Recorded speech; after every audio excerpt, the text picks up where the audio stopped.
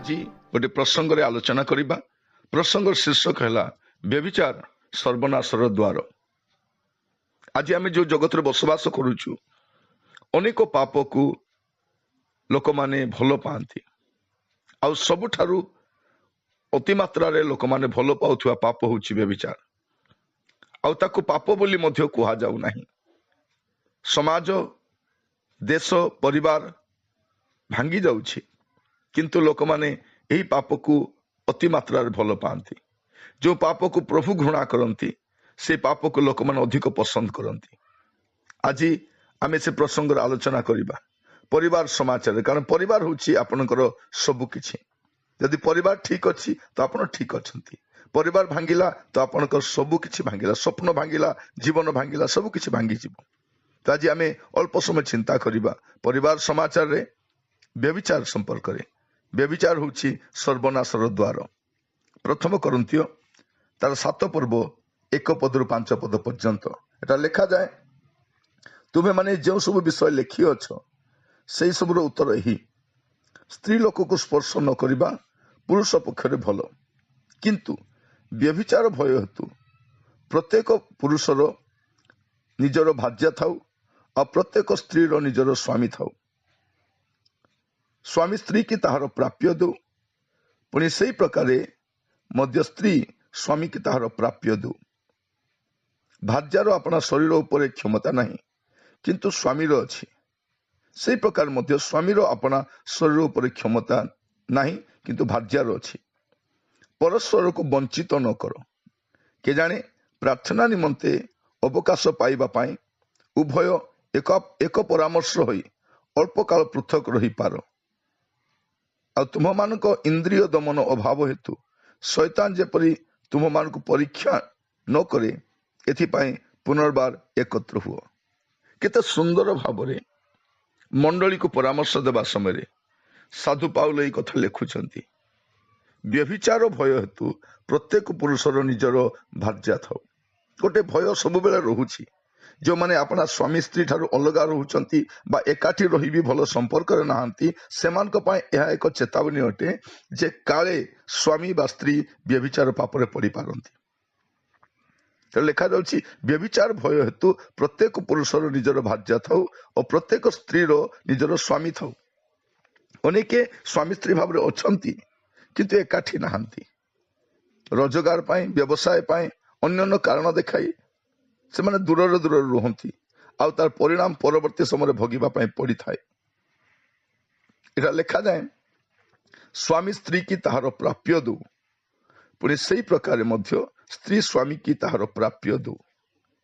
Bible समस्त विषय शिक्षा दिए और बाइबल रो परमेश्वर परिवार को भल पाती।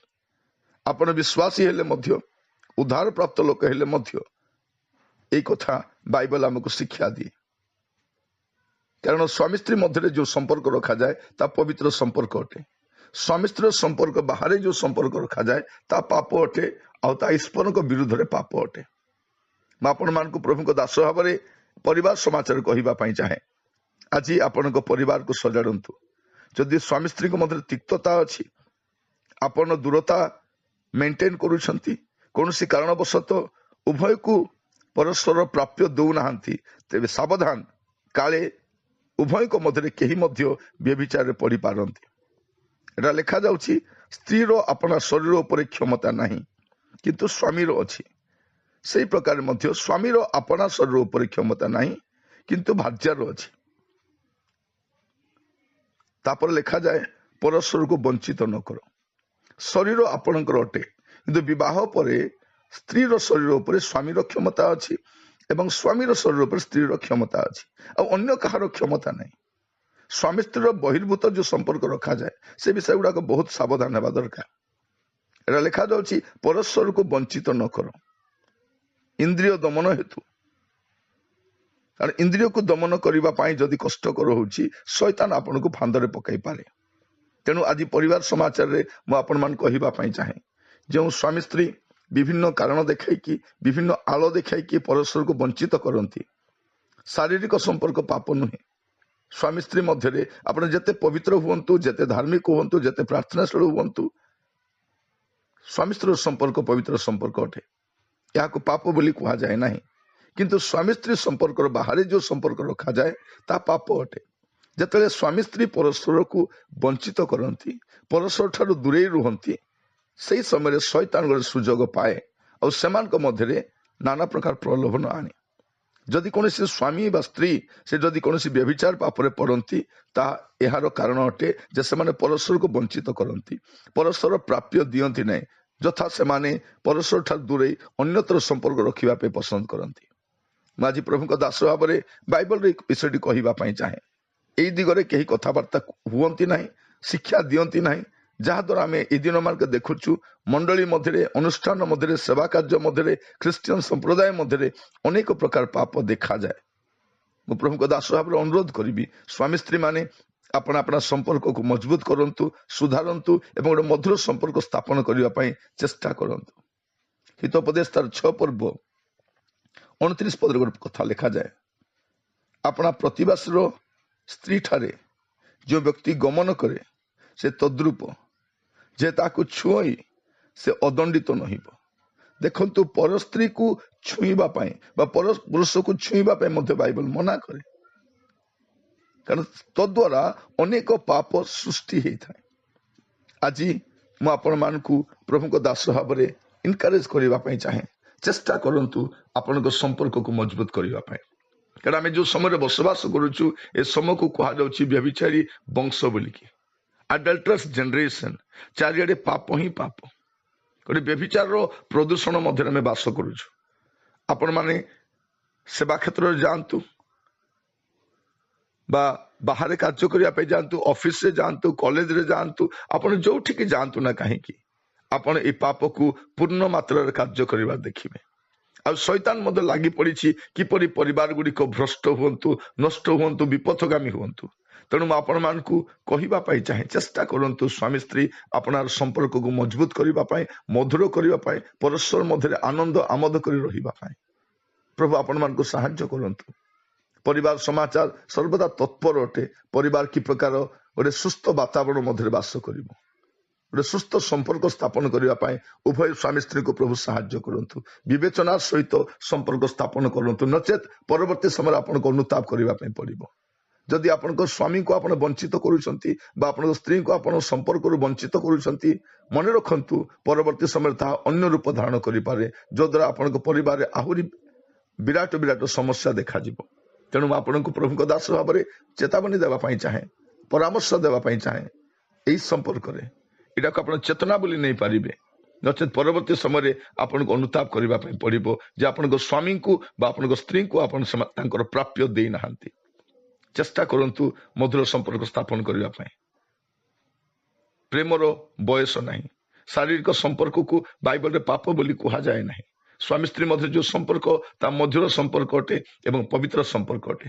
ପ୍ରଭୁ ଆପଣମାନଙ୍କୁ ପ୍ରତ୍ୟେକଙ୍କୁ ଏହା ବୁଝିବା ପାଇଁ ସାହାଯ୍ୟ କରନ୍ତୁ। ପ୍ରଭୁଙ୍କ ଦାସ ଭାବରେ ମୁଁ ପ୍ରାର୍ଥନା କରିବା ପାଇଁ ଚାହେଁ। ପିତା ପରମେଶ୍ୱର, ଏହି ସମୟରେ ମୁଁ ପ୍ରାର୍ଥନା କରୁଛି ପ୍ରଭୁ ଅନେକ ସ୍ୱାମୀ ସ୍ତ୍ରୀ ମଧ୍ୟରେ ପ୍ରଭୁ ଏହି ଦିନ ମାନଙ୍କରେ ପ୍ରେମର ଶିଥିଳତା ଦେଖାଯାଉଛି, ଯଦ୍ୱାରା ପ୍ରଭୁ ସେମାନେ ଅନ୍ୟତ୍ର ସମ୍ପର୍କ ରଖିବା ପାଇଁ ଆଗକୁ ବଢୁଛନ୍ତି। ପ୍ରଭୁ ଏହି ଦିନ ମାନଙ୍କର ବ୍ୟଭିଚାର ପାପ ଚାରିଆଡେ ଦେଖାଯାଉଛି। ପ୍ରଭୁ ପ୍ରାର୍ଥନା କରୁଛି ପ୍ରଭୁ ଉଭୟ ସ୍ୱାମୀ ସ୍ତ୍ରୀ ମାନେ ସମୟ ପୂର୍ବରୁ ଯେପରି ବୁଝିପାରିବେ ଏବଂ ପରସ୍ପର ମଧ୍ୟରେ ଗୋଟେ ମଧୁର ସମ୍ପର୍କ ସ୍ଥାପନ କରିପାରିବେ, ଏଥିପାଇଁ ଅନୁଗ୍ରହ କର। ପିତା ପରମେଶ୍ୱର, ଆପଣଙ୍କ ଦାସ ଭାବରେ ମୁଁ ପ୍ରାର୍ଥନା କରୁଛି ପ୍ରଭୁ ପ୍ରତ୍ୟେକ ପରିବାର ବ୍ୟଭିଚାର ପାପରୁ ମୁକ୍ତ ହୁଅନ୍ତୁ। ପ୍ରଭୁ ସ୍ୱାମୀ ମାନେ ଆଉ ସ୍ତ୍ରୀ ମାନେ ପ୍ରଭୁ ଯେପରି ଆପଣାର କର୍ତ୍ତବ୍ୟକୁ ବୁଝିପାରିବେ, ପୁଣି ସେମାନଙ୍କ ସମ୍ପର୍କକୁ ସଜାଡ଼ି ପାରିବେ, ଏଥିପାଇଁ ଅନୁଗ୍ରହ କର। ପିତା, ମୁଁ ପ୍ରାର୍ଥନା କରୁଛି এই ଦିନ ମାନଙ୍କରେ ଯେଉଁ ପରିବାର ଗୁଡ଼ିକ ପ୍ରଭୁ ବିଭିନ୍ନ ପ୍ରକାର କ୍ରାଇସିସ୍ ମଧ୍ୟ ଦେଇ ଯାଉଛନ୍ତି, ସ୍ୱାମୀ ସ୍ତ୍ରୀଙ୍କର ସମ୍ପର୍କରେ ଯେଉଁ ଦୁର୍ବଳତା ଆସୁଛି, ଶୈତାନ ଯେଉଁ ପ୍ରଭୁ ଫାନ୍ଦ ସୃଷ୍ଟି କରୁଛି, ମୁଁ ପ୍ରାର୍ଥନା କରି ପ୍ରଭୁ ସେମାନଙ୍କୁ ରକ୍ଷା କର। ପ୍ରଭୁ ବ୍ୟଭିଚାର ପାପରୁ ଉଭୟ ସ୍ୱାମୀ ସ୍ତ୍ରୀ ମାନଙ୍କୁ ରକ୍ଷା କର। ପ୍ରଭୁ ଆମର ମଣ୍ଡଳୀ ପବିତ୍ରତାର ଆଗକୁ ବଢିବା ପାଇଁ ସାହାଯ୍ୟ କର। ପ୍ରଭୁ ଆପଣଙ୍କ ବିରୁଦ୍ଧରେ ପାପ ନ କରିବା ପାଇଁ ଉଭୟ ସ୍ୱାମୀ ସ୍ତ୍ରୀଙ୍କୁ ପ୍ରଭୁ ସାହାଯ୍ୟ କର। ପ୍ରଭୁ ସେମାନେ ଯେପରି ଆପଣା ସମ୍ପର୍କକୁ ମଜବୁତ କରି ପ୍ରଭୁ ଆଗକୁ ବଢି ପାରିବେ, ଏଥିପାଇଁ ଅନୁଗ୍ରହ କର। ଆପଣଙ୍କ ଦାସ ଭାବରେ प्रभु मु प्रार्थना करुछि दयार मोर प्रार्थना सुनो ए प्रार्थनाटी मोर प्राणर प्रिय यीशुଙ୍କ नामରେ मागिली आमीन। प्रभु आपण मान आशीर्वाद करंतु परिवार समाचार एई संवादटी आपणक पाई अटे बाइबल जहाँ शिक्षा दिए मु ताहा आपणक सम्मुख रखिछि विश्वास करे आपणकर कार्य आसीबो। प्रभु आपण आशीर्वाद करंतु। नमस्कार।